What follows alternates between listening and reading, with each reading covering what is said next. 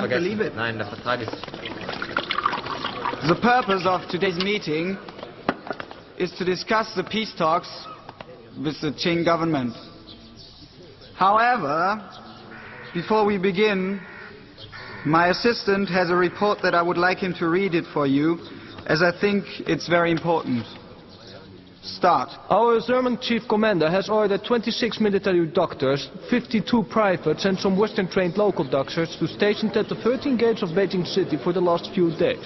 According to our German entry army standard, from every 100 Chinese men aged from 18 to 60, 95% seems to be qualified for the German army.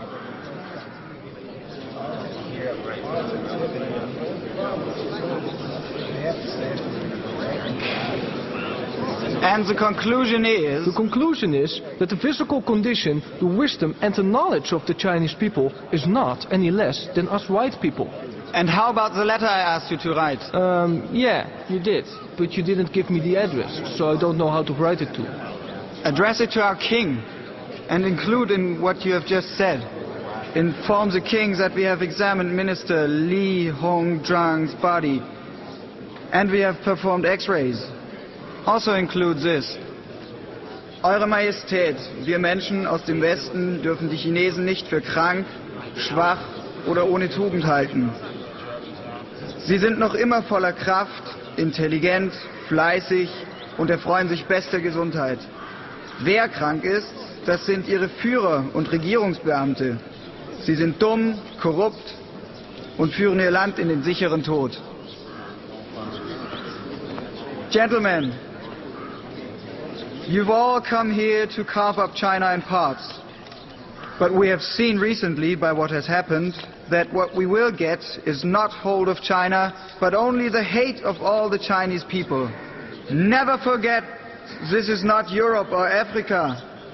In the view of the Chinese people, there's only one China. And I can assure you, as sure as the sun will rise tomorrow morning, that they will come together as one. And we will never have peace.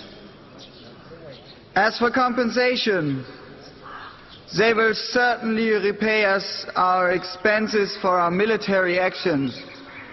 But we must be very careful of the amount. Surely an affordable amount is the best, payable in installments, of course.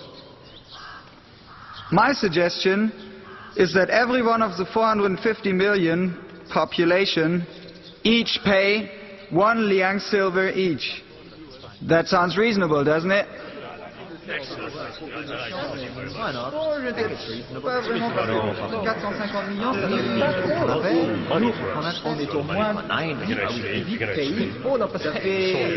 And in regards to punishing the rebel leaders, the problem with that is, do we really want them to be killed? And Empress Cixi, in other words, do we prefer a conservative and stable Qing government, or would we prefer a Chinese government in turmoil and upheaval? The key point here is, do we want to do business with this vast market in the future?